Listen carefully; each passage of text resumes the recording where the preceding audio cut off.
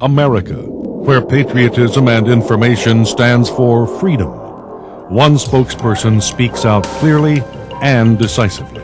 The United States is, without question, both from a technological point of view and a restructuring point of view, more poised for the 21st century than any country on the face of the earth. World order is constantly shifting. Economies are closely linked. A world-class speaker whose provocative insights have informed and enthralled audiences internationally. Why has it all of a sudden become the global economy? Simply because labor and capital today are highly mobile. Boundaries, geographical boundaries, used to be reasons to fight wars over.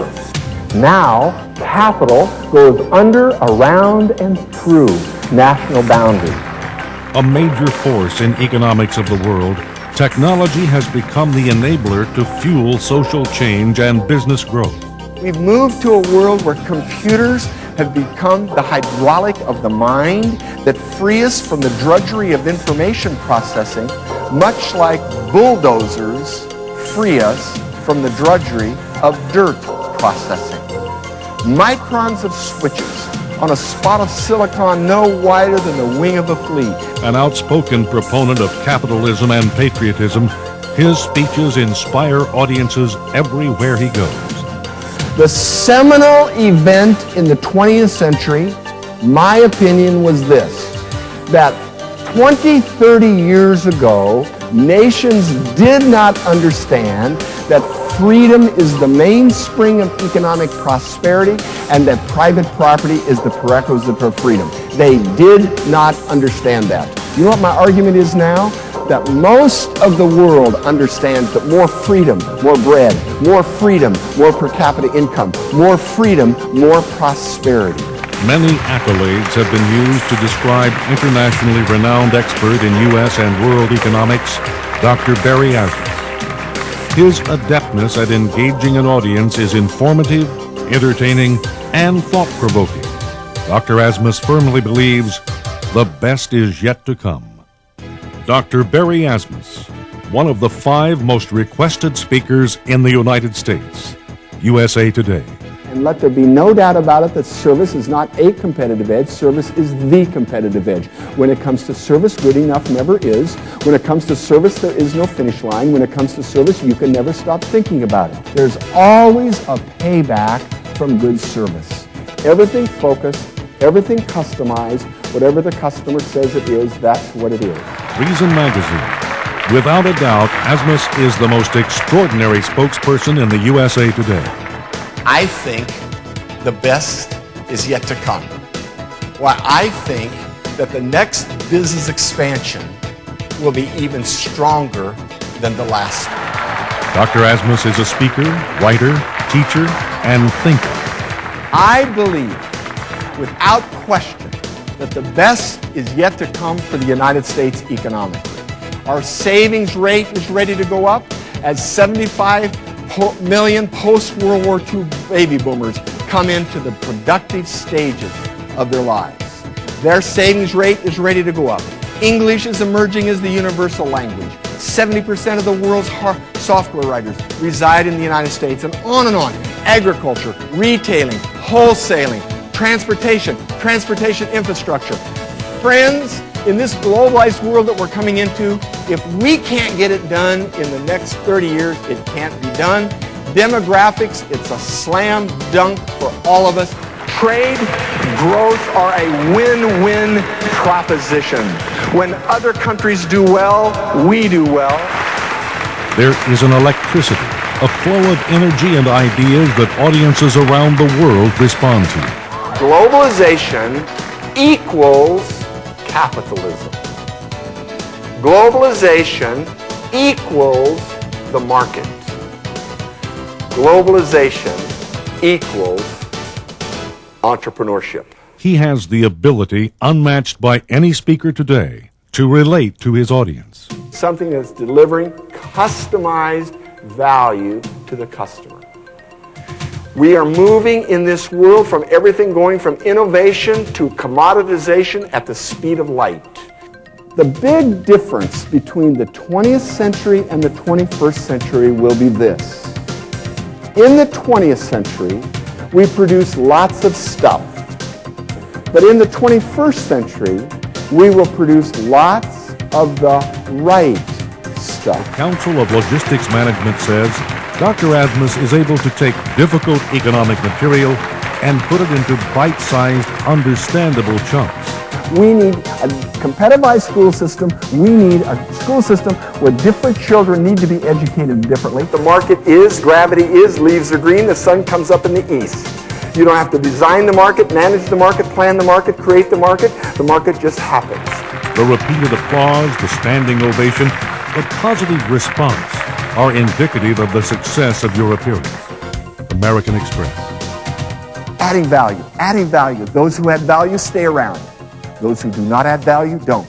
Add value, add value. Question, do we all have to be in computers? Do we all have to be part of the technological? Wait. I was having my shoe shined in Pittsburgh. This guy was stuffing $5 bills in his pocket every 2 minutes. By the time I got up on his chair, his pockets were just burgeoning with $5 bills. It was the darndest thing I've ever seen. You jump up on his chair. He slaps this stuff on your shoes. He lights your shoes on fire with a match. The fire goes up, the fire goes out. He gets out his buff rag, buff, snaps his rag, does a little spin, and bam, I handed him my $5. I said, sir, I'm an economist.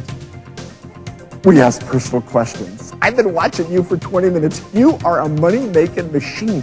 I said, sir, how much money do you make shining shoes in Pittsburgh? He says, this year I'll make more than $50,000 tax-free. Yes. Value-added shoe shine. Value-added shoe shine. I was getting out of an airplane in Atlanta, get into this taxi cab. This taxi cab driver tells me all about Atlanta I'd ever want to know. This taxi cab driver, I mean, the demographics and sports teams and business, it was fabulous. 5 minutes before the hotel, are you married?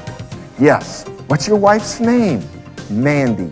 He began to bellow out Barry Manilow's Mandy. I thought I'd died and gone to heaven.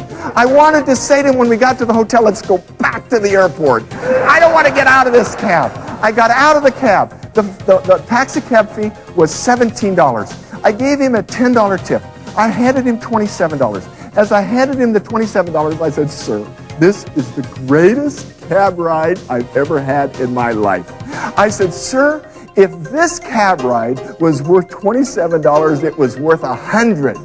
He stopped, he buttoned his coat, and he said, you know, excuse me, sir, but a lot of my customers do tip me $100. Dr. Barry Asmus was the highlight of a very good conference. The audience was overwhelming in their praise of Dr. Asmus. AT&T. By my count, you were interrupted 12 times by applause, and the standing ovation at the end spoke for itself. Arco Chemical Company. Barry Asmus brings more than excitement and enthusiasm to his speeches. He brings authenticity. A professor of economics for some 15 years, he is now a senior fellow at the Dallas-based National Center for Policy Analysis, which is one of the most influential think tanks in this country. Barry is also actively involved in the creation of public policy, whether testifying before Congress, contributing articles to the Wall Street Journal, or participating in a Western European conference on the privatization of Social Security. What's going to be the answer for the United States? Is there any choice? Is there any choice? Social Security is a Ponzi scheme. Social Security takes from today's workers and gives to today's retired. Well, if there's just a lot of workers and just a few retired, I guess that system can work. But what happens when 75 million post-World War II baby boomers become 65 years of age? What are we going to do? Take our kids and our grandchildren and tax every dollar they can just to pay our Social Security? Give me a break. Dr. Asmus's speeches are guaranteed to move an audience. The world is going to create more wealth in the next 25 years than it's created in the last 2,500 years, and America will be one of the principal beneficiaries of that wealth creation. There's no end to the good that do-gooders will do with other people's money. When it comes to politicians, their palms are soft, their grip lacks clout, yet they win votes with each hand out. I mean, as H.L. Mencken said, an election is just an advanced auction on stolen goods. We heard that you were great. That may not be sufficiently complimentary to describe your talk to our bankers. Kentucky Bankers Association. The language of an economic system: prices, wages, interest rates, profits, and losses.